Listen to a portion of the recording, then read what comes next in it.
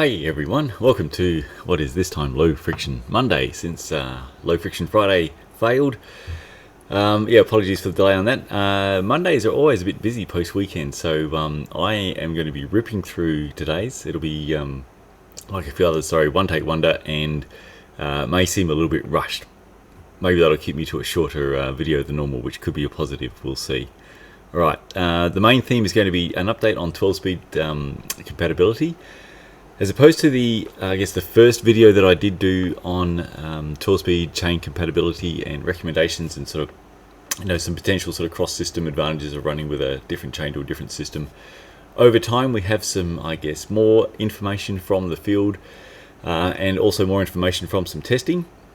So some of the information that I had put out and recommendations in that first video will be to a point corrected and updated in this one.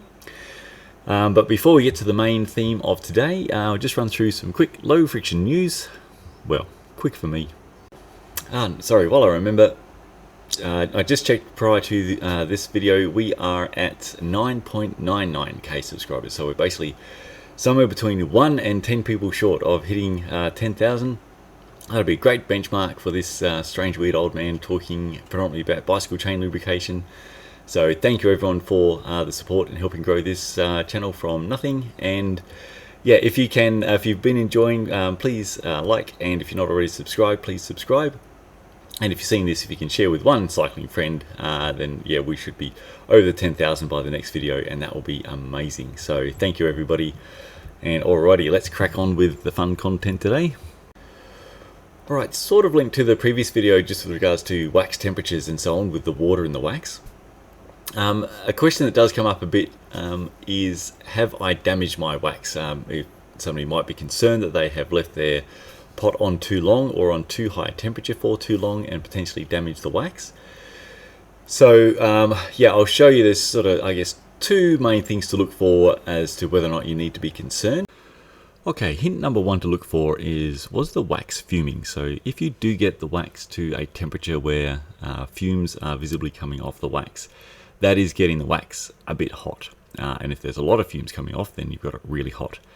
The fumes are not something you should breathe in. So, the idea is to heat the wax to the correct temperature, which is really anywhere between, say, 70 degrees Celsius and 100 degrees is, for most waxes, their perfectly happy temp. And that's a pretty broad window to hit. Most slow cookers or crock pots on low will get your wax to that nice big broad happy window. So sometimes we hear like, immersive waxing is dangerous and toxic fumes and so on. So it's dangerous fire only if you take things to an extreme. So I think the flash point for most of these waxes is somewhere around about 180 degrees Celsius. So if you're re-waxing in your microwave or your oven or your barbecue and going pretty nuts, then if you try hard enough, then you can get yourself an exciting waxing situation. But it's like anything, if you're using it correctly, you do not have any toxic fumes and you do not have any fire risk. It's as simple as if I want to make a cup of tea and I boil a kettle, that is not inherently dangerous. If I decide to pour the boiling water all over myself, then sure, that's a potential health concern. If I plug a socket into a power point, that is not inherently dangerous. If I plug a fork into the power point whilst I'm holding it, it's a potential health concern. So just do things the correct way and you won't have a danger issue fumes or setting things alight. But yeah, point number one, so look for fumes when you come back to your pot. If there's no fumes, you really don't have to worry. Even if you've left it on for a while, if the wax is in the happy temp range, you can leave it on basically forever and it will not be damaged. It will be fine. You can go on a round the world cruise and come home and your wax will just be super ready to re-wax your chain. Okay, if you do have concerns the wax is damaged, without stirring the wax, if you stir the wax, it will mix in any of the friction modifiers that might be in your wax, which will typically be dark and just makes spotting the color of the wax a little bit more difficult. So just let the wax cool down with all the friction modifiers that will have settled to the bottom by it sitting there, as is. If the wax cools to some kind of whitish, greyish color like as shown here, then the wax is all fine. If the wax cools with a distinct yellowish tinge, this is a more extreme example. It may not be this obviously the yellowish tinge, but if you can detect a yellowish tinge to the wax, then it has been damaged. So if it's very slightly, then it may still be okay. It's just been a bit damaged. If it's like this, it's really cooked. What you will typically notice if you have damaged the wax is that the treatments, instead of feeling lovely silky smooth for some sort of typically at least 200 to 300 kilometers, is they will start to feel and sound dry very quickly because there's no lubricity there. And that can obviously mean that your wax treatment is not providing you that low friction and protection from wear that you would get from non-cooked wax. Alright, quickly moving on to an update on our test of the fancy chain prep products with Ceramic Speed's drivetrain clean and Silka's chain stripper. And I am super happy to be bringing a Excel graph this early into the video. So yeah, I've scrapped the first 3 tests which were done with the budget SRAM chains because it really was just the massive wear rate variances between section on those budget chains that was throwing the results out. The retest, so doing the first 3 tests with the Ultegra 11-speed chain, we've got some very stable results there. So really, the end results at the end of the first 6 intervals is pretty much within test variance.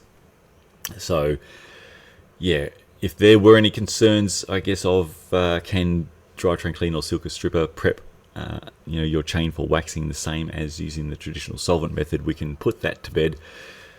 It's really now going to be, so both of them do claim to be able to dissolve the factory grease off a fairly impressive number of chains per 200 ml of product, and that is really what I want this test to assess. I guess the first part was, do they prep the same as solvent?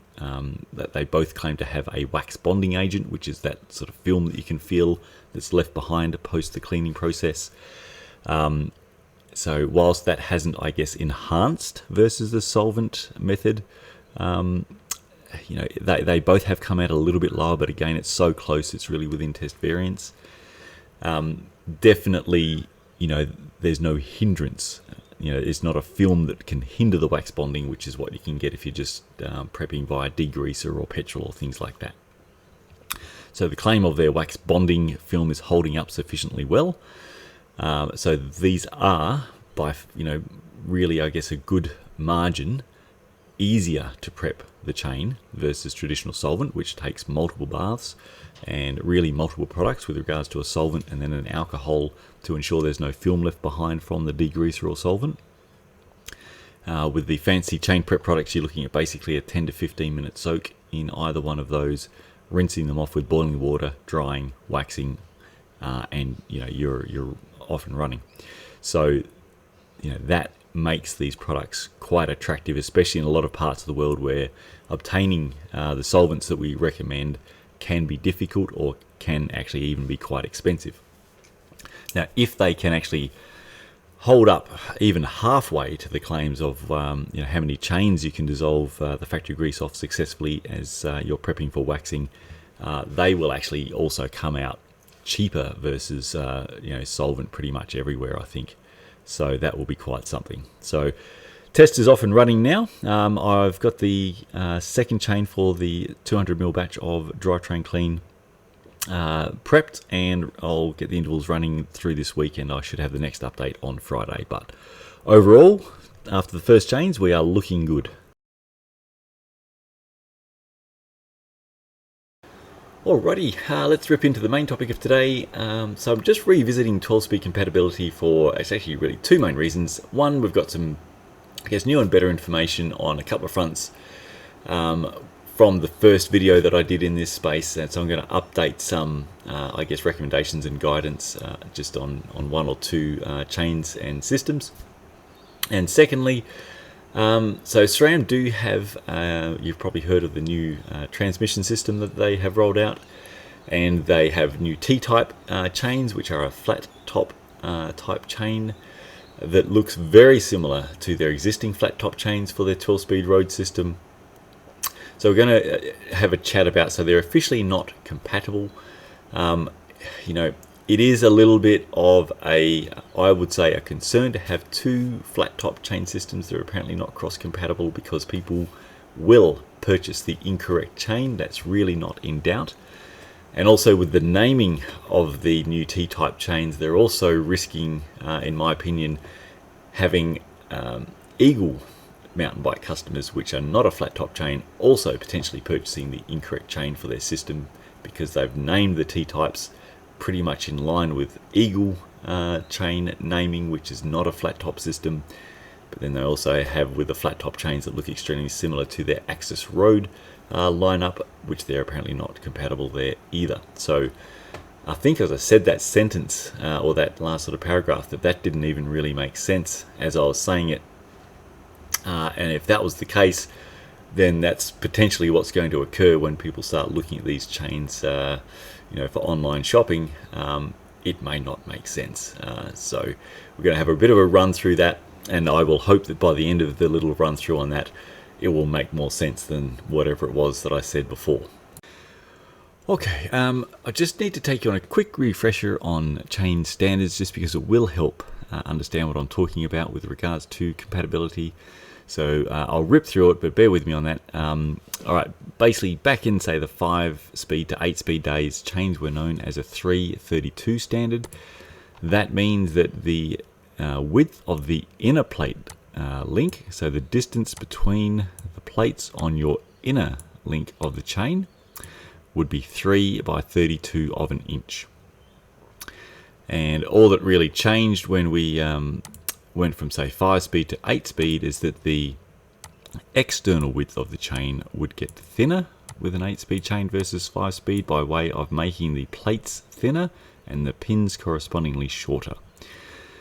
As we move then to 9-speed through to most 12-speed chains, they became what is called an 11 by 128 standard. So the distance between these inner plate links here is now 11 by 128 of an inch for that standard chain.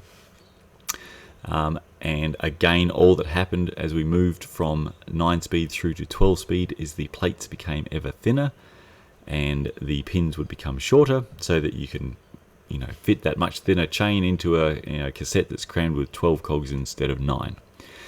If you had a single speed setup and you had an 11 by 128 chain ring standard and cog standard, you could run a 9-speed chain or a 12-speed of that standard chain on there.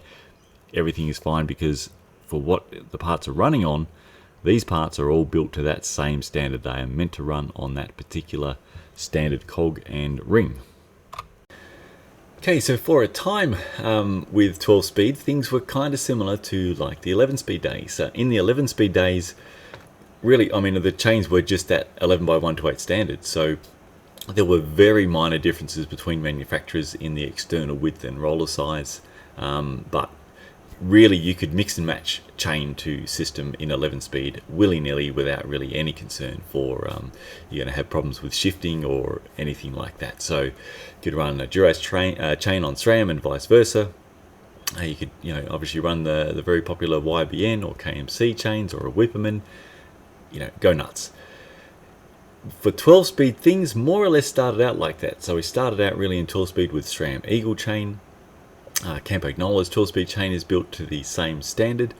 YBN 12-speed chain and KMC 12-speed chains also built to that same standard. So all that again happened with 12-speed versus 11-speed is things went a little bit thinner with the plate thickness and the pin length. The actual standard of the chain, the same. Things started to get more interesting, however, in the land of 12-speed chains, with Shimano's 12-speed chains and SRAM's flat-top 12-speed chains, and then further into that with their new T-type.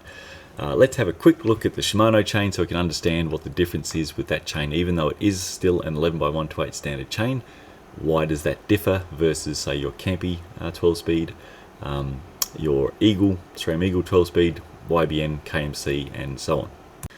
Okay, you may have seen for a long time Shimano, a lot of Shimano bits had HG on them, which stands for Hyperglide.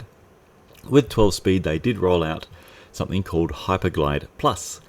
So they improved their already industry benchmark shifting further again with a Hyperglide Plus system. part of that system is on their higher level chains, they have these special extended inner link plates. So the inner link plates actually extend past the roller in a very special chamfered way. And obviously the cassette teeth and the chainring teeth are machined and profiled for these special extended inner link plates. This is only on their, what is I guess now sort of more referred to, their M8100, which is basically XT or Ultegra level equivalent, or M9100, which is Dura-Ace or XTR level equivalent.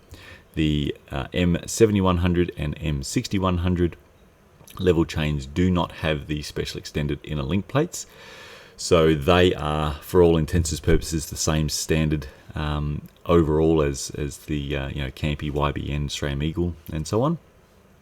If you are running the M8100 or M9100, you do need to factor in these special extended inner link plates, because they will not run on, say, your normal, say, narrow wide chainring on a Sram Eagle drivetrain. You need to change the chainring to a Shimano 12-speed compatible chainring to run that, and you may need to do so with the pulley wheels as well.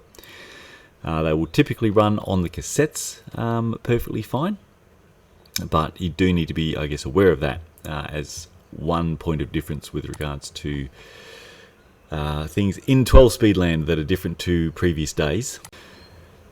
Okay, and then the next standard difference to come out was with SRAM, with their flat top systems for their 12-speed road group set. So they didn't keep the same chain for road as they did with their mountain bike. So with Shimano, the chain that was brought out for their mountain bike group set, which was rolled out first, when they brought out their road 12-speed group set, it keeps the same chain. So the chain can be used for road and MTB.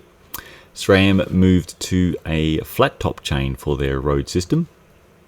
So be it red or force level or rival level, the reason why it's called a flat top chain is that you can see that they have made the top of the chain flat and the bottom of the chain is curved to run around your components.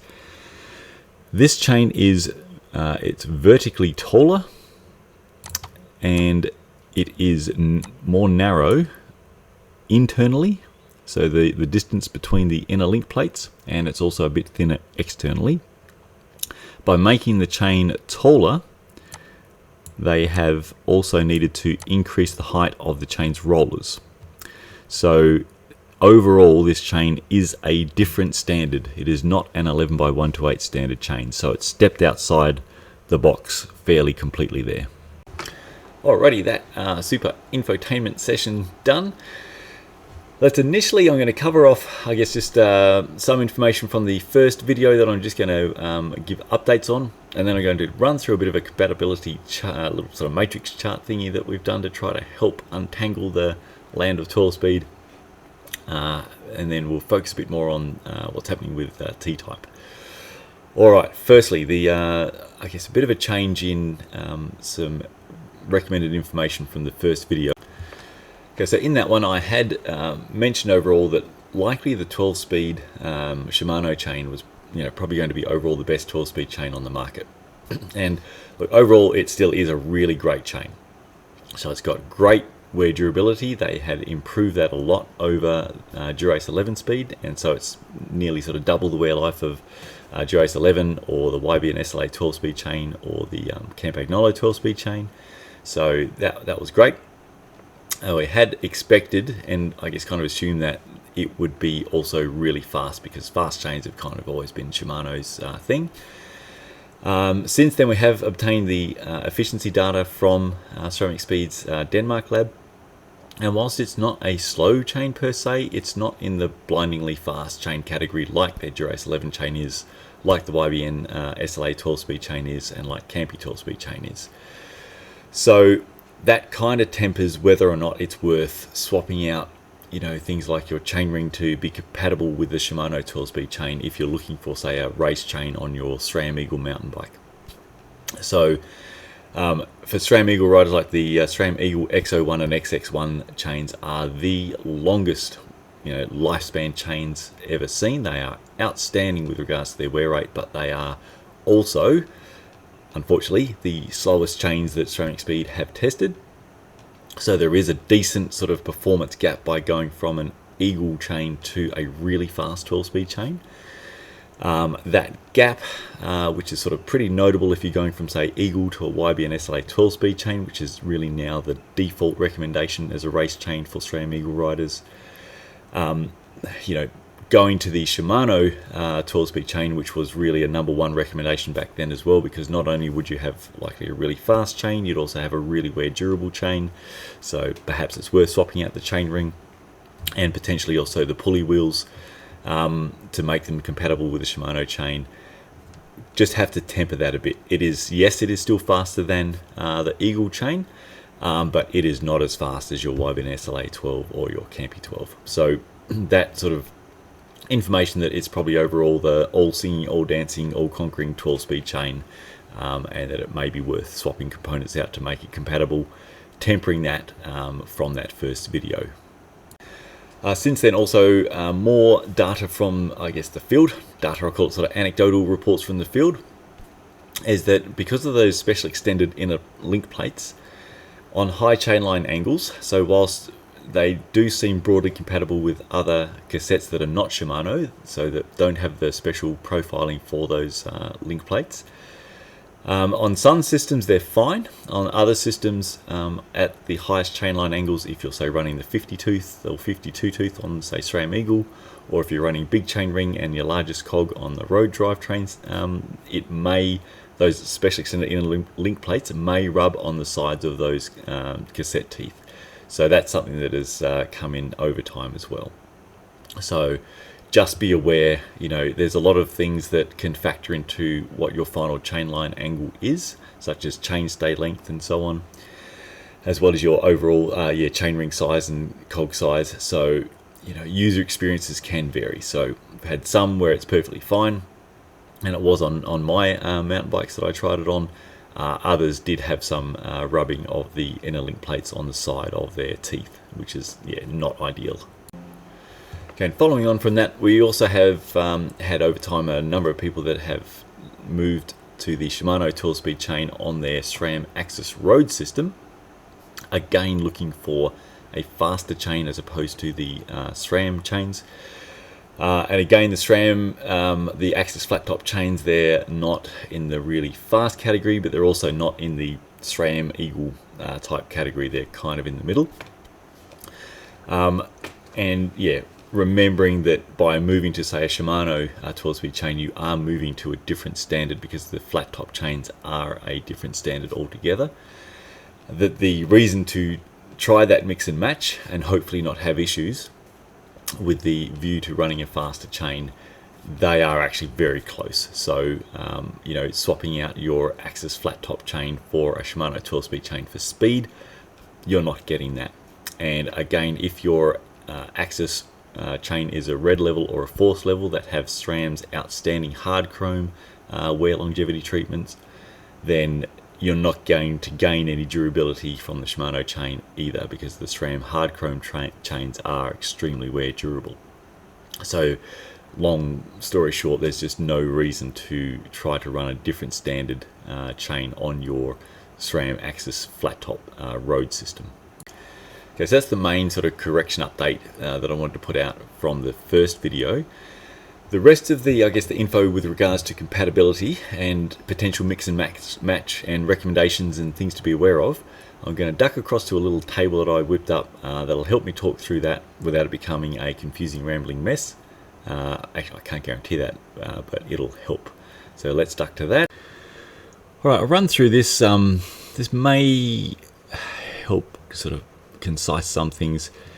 I've taken some measurements of the actual internal and external widths and roller diameters, and also just given you some sort of speed and wear ratings there. We do have speed and wear efficiency chart on the website, so if you're ever sort of pondering what may be your best training and race chain sort of set up to run to as long as it's compatible, then we do have that in a lovely chart on the website, but I've just thrown it on here as well whilst we're at it because it may assist.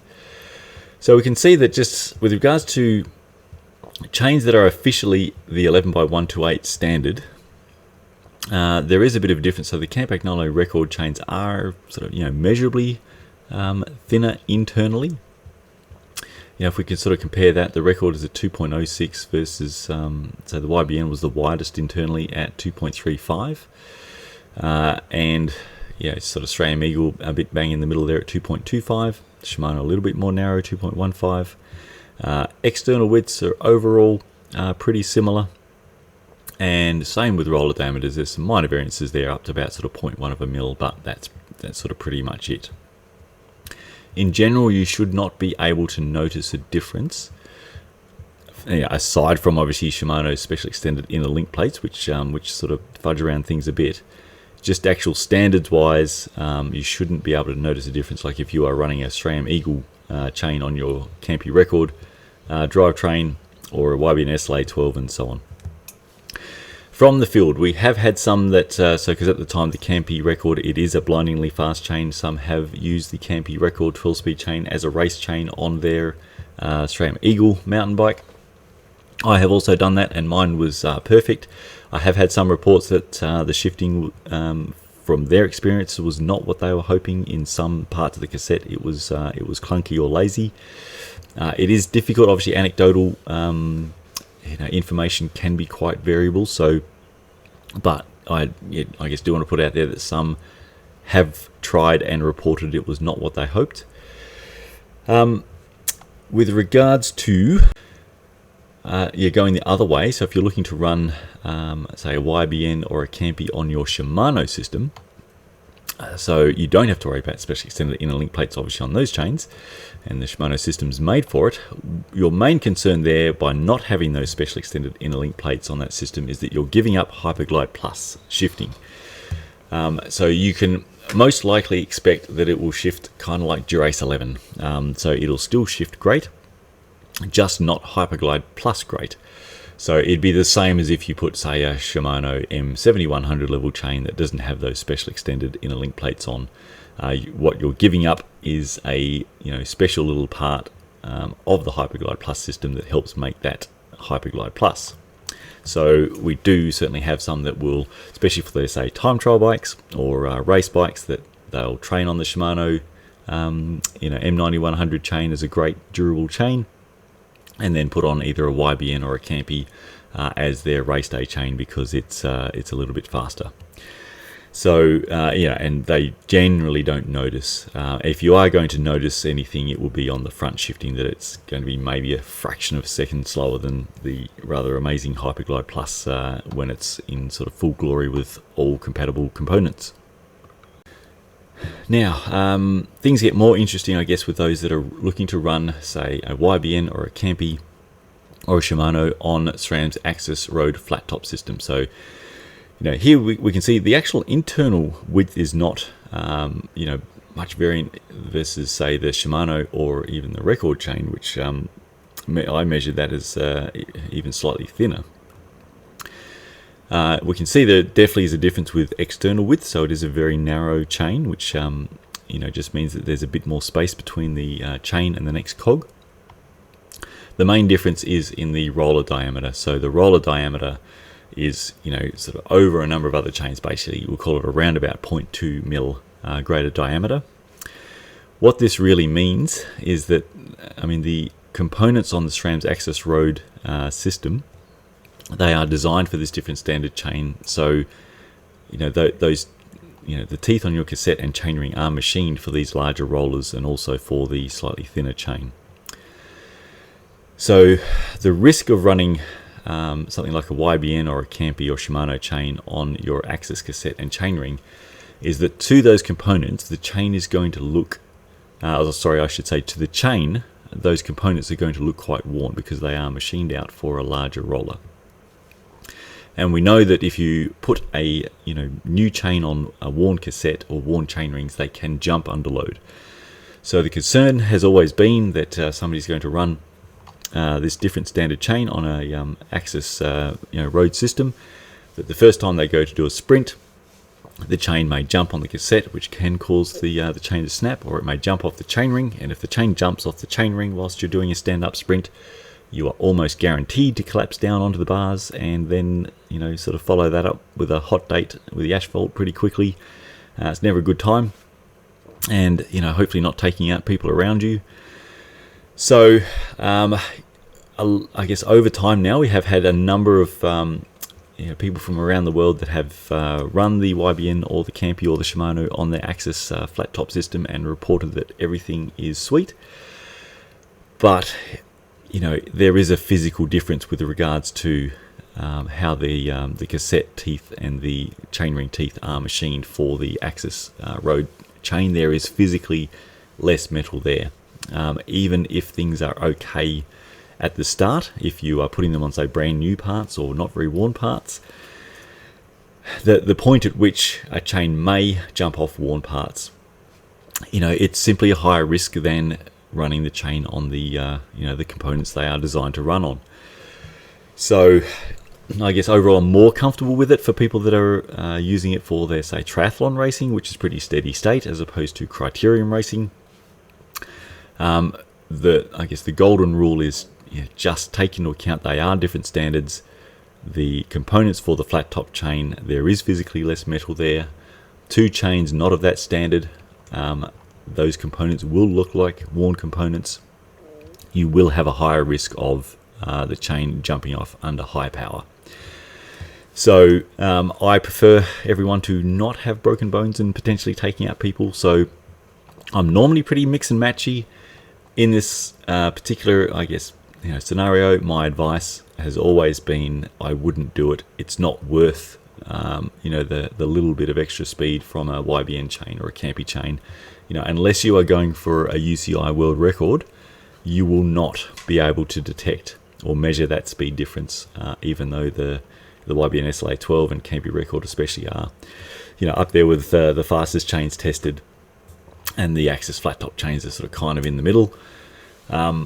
You still will not be able to pick that up on your stopwatch unless you've got some super accurate equipment going on. So if you're sort of going to be risking potentially a fraction of a second for a hot date with the asphalt, sometimes you just got to weigh up that balance. So yeah, normally I'm all for having fun with a bunch of stuff, but in that particular instance, my strong recommendation would be, and obviously SRAM's extremely strong official line is, do not run anything other than your flat top chain on your flat top system. Okay, to try to help make the whole compatibility thing a bit more easily understood and absorbed, let's duck to the next table, because we all need more Excel tables in our life. Okay, we'll have a look at, so Campy record 12 speed, obviously perfectly compatible with Campy. I've marked it a light green for Shimano. Again, it's the exact same standard. It should run beautifully. It should shift just like, say, a Dura-Ace 11 speed level would. The only thing you're giving up there is Hyperglide Plus.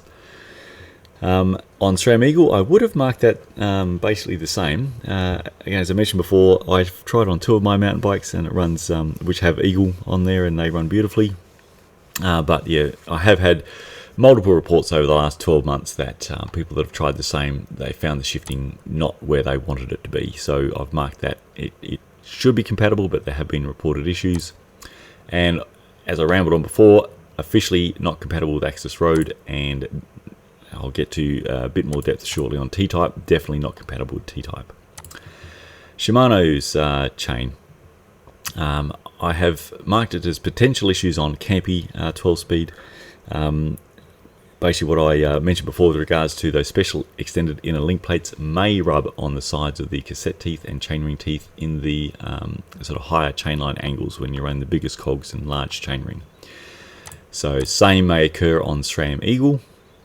And bear in mind with off-road, SRAM's Eagle drivetrain system will by default have a narrow wide chainring that is not compatible. You will need to swap that out for a Shimano 12-speed chainring, and you may need to also do the same with the pulleys.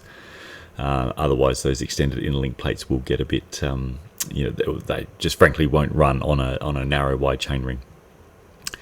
So yeah, be aware of that. The difference is really only if you're running, say, a Shimano M7100 chain, which does not have the extended inner link plates, but that's a lower level chain. You're going to get a little bit less performance out of that. And same as before with regards to SRAM Access Road. The YBN SLA 12-speed, and this will also carry across the same for KMC's 12-speed. I don't generally recommend the KMC simply due to lifespan. Both in control testing and my own testing, the KMC X12 chain was very short-lived, even on the best lubricants. So I don't generally recommend those, but it is a very fast chain as well. So anyway, the YBN SLA 12 and KMC would be fully compatible with Campy.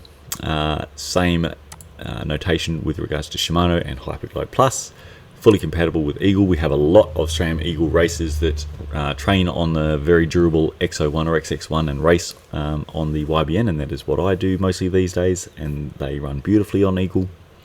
And as before with regards to road and Access Road and T-Type, SRAM Eagle's chain should be perfectly groovy on Campy and would last practically forever on a road bike. Same with Shimano and Hyperglide Plus caveat. Obviously all groovy with Eagle, not compatible at all with Access Road or T-Type. Alright, let's have a quick chat about SRAM's Access Road and T-Type and why they are apparently not cross-compatible, and why have I marked some green here if that's the case. Alright, give you a break from tables. I'll give you my silly face instead for a bit as I talk through SRAM's official line on the T-Type versus Access Road. So, alright, now they're both flat top chains, and they are, for all intents and purposes, the same dimension chain. As far as I could sort of measure on my quick measure, they measured the same. Officially, the T-Type chain is meant to be a little bit thicker. It's got slightly thicker plates, apparently. I'm going to have to recheck the measures on that, but that's the official word. So, why would a T-Type chain and a flat top chain not be cross-compatible? Right, so I managed to have a good chat with a contact at SRAM who's really helpful. So, alright, the main reason is going to be strength. So the new T-Type chain, as part of their new transmission system, has been made very, very strong. Part of the new T-Type transmission is that you are apparently all super, perhaps even recommended, to shift under basically full load, as opposed to what is normal behavior to lift off the power so that your shift is not crunching and potentially bending or snapping chains.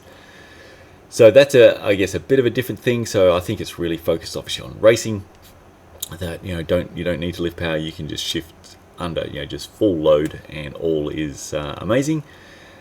So and early reviews from a number of sites and people writing is that it actually shifts better when you shift under load as opposed to doing the behavior that you're quite used to and lifting. So that's obviously quite different.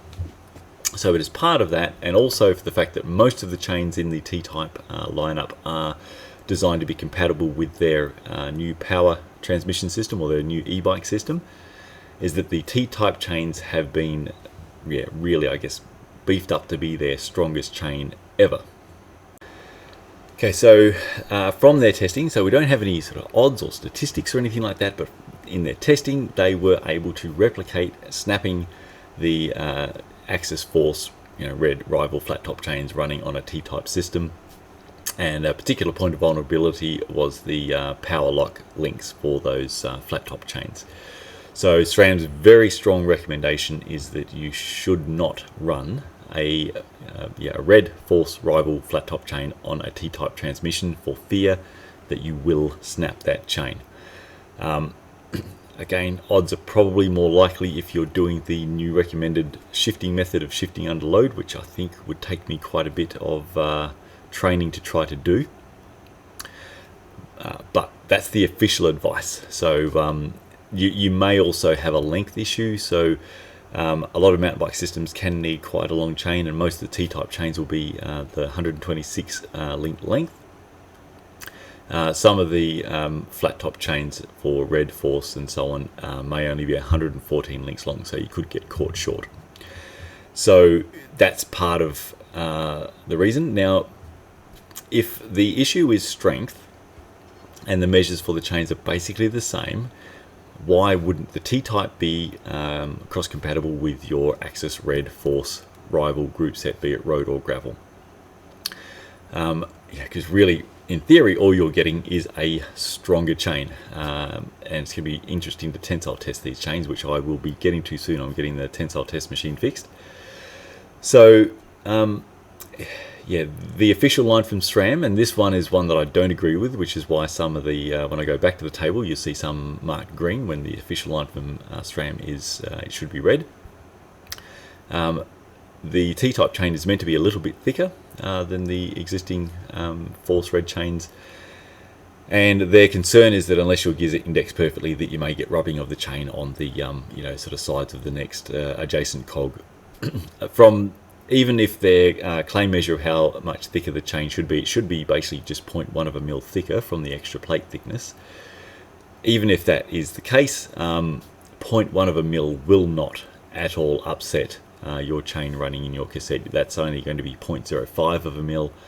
You have much more clearance than that to the next cog with your red and or, you know, sort of Force or Explore cassette. So yeah, Sram's line is no.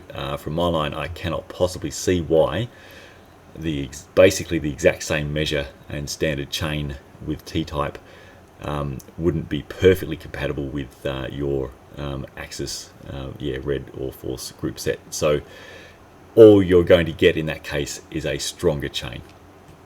So yeah, I'm at this stage disagreeing with Sram. We'll see if I have to do a 12-speed compatibility video number 3 that clarifies that, but I cannot see how it would be any issue whatsoever. Probably the main thing that's maybe less compatible is the cost, because whoa, the T-type chains. Alright, so let's duck back to that table just for a sec. Okay, so you can see back to the last couple of rows here. So Axis Road flat top, obviously compatible with Axis Road, and Sram are very, very strong on the fact that it is not compatible with T-type. For T-type, I have marked it as a yes for compatible with Axis Road. I cannot see any issues at all with the very, very, very minor differences in the external dimension. Now, just on that, because the last little part of this vid today will just be showing what I feel will be some great confusion with regards to purchasing Srams chains. There's going to be that carrying over to the 12-speed flat top links as well. They were extremely, even more so adamant that do not use the what is the Axis flat top power link, you know, or power lock connector. Do not use that on a T-type transmission because that will be a very high risk of failure. T-type, you must have the new T-type connectors for your yeah, T-type chain. You cannot run the other link, even though it is dimensionally the same and will look very similar, apart from there, at least it is a different color. Yeah, it's a big no-go with regards to those links. I might do on another video a master link compatibility thing, but I'm already running, as always, way over length on this one, so I don't want to add another 10 minutes to it. Alright, let's have a look at some of the, just for fun, a little bit of this SRAM chain confusion issue, which I fear, and then I will wrap that up there.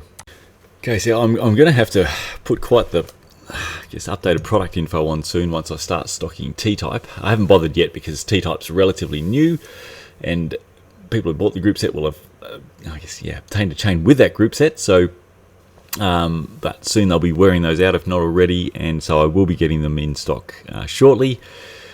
So yeah, but overall 12-speed chain product page will need to be fairly detailed. So yeah, I mean, issue number one, we already have now 2 flat top chains, one of which is not compatible with the other, despite the fact that they, in most instances, will look more or less exactly the same. People will purchase a SRAM Red or SRAM Force or SRAM Rival chain for their T-type transmission. You know, hopefully it's relatively uncommon, but it will happen.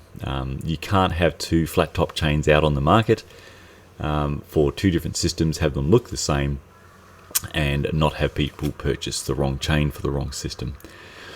So, I think that their concern with the supposed extra width of the T-type on the existing Axis systems, I just cannot see how that very minor difference would be a factor at all. They should probably consider phasing out the red Force Rival and just have T-type across the board. They're going to need to do something about the pricing though, because you don't want to go from $129 for your red chain to $215 for basically same sort of level with a T-type chain. So it's quite a chain. So, and this pricing is potentially what's going to drive some people to purchase the wrong chain as well. If you've got a T-type transmission and you're looking to buy a chain, and you see one that looks exactly the same, and it's half the price, then that may sometimes drive an incorrect decision. The other issue overall is, in SRAM's Eagle, which is not a flat top chain, so the Eagle 12-speed mountain bike system, they have GX Eagle, they have XO1 Eagle, and they have XX1 Eagle. And now with the new T-type transmission, yes, I know it's sort of rolled out for mountain bike, but they're now calling these things like XX Eagle and XO Eagle. But these are completely different standard chains. I think they should have just brought out a new naming notation for this T-type to just keep it well away from anything previous, because again, people with an Eagle drivetrain may very well get confused with purchasing a T-type transmission Eagle chain, and then they'll find that will not run on their system at all due to those oversized rollers. So yeah, just be aware if you're on SRAM's 12-speed systems that things are, I guess there could be some confusion before, because we do get questions all the time about what link do I run. So people will purchase the road links for their Eagle chain or vice versa, or people can purchase the wrong chain for the wrong system because they're just not sort of really au fait with SRAM's naming. And how many 12-speed chains for the same brand should there be? And I just think they've really compounded that quite a lot with the move to T-type, both from having two flat tops and then also naming it similar to the previous non-flat top system. It's just, SRAM, I love you, but that is a mess, and we are going to get people on the wrong stuff. And yeah, for stores like us and everyone else, it's just like it's a faff for the customer, it's a faff for the store to be doing returns and exchanges and that sort of stuff, as well as obviously the apparent risk of failure. So now we've also, I guess, got that across the links as well. We can see at least the T-type links are black.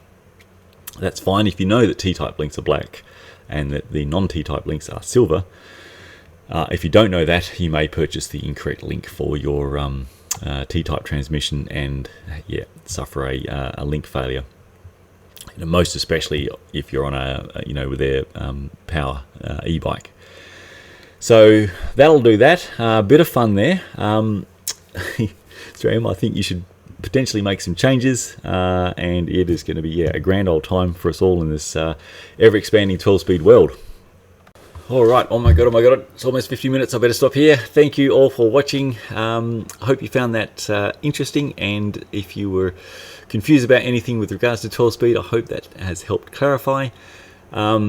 If you did have queries with regards to master links, I do have a master link FAQ guide. I don't have a specific section on 12-speed compatibility, but most questions with regards to master links and reusable master links and so on are on the are on the master link FAQ guide instructions tab on the website. Alright, thank you all for watching. Have a great week this week, and I'll hopefully be back on Friday again with Low Friction Friday, and this better not try to export with a watermark.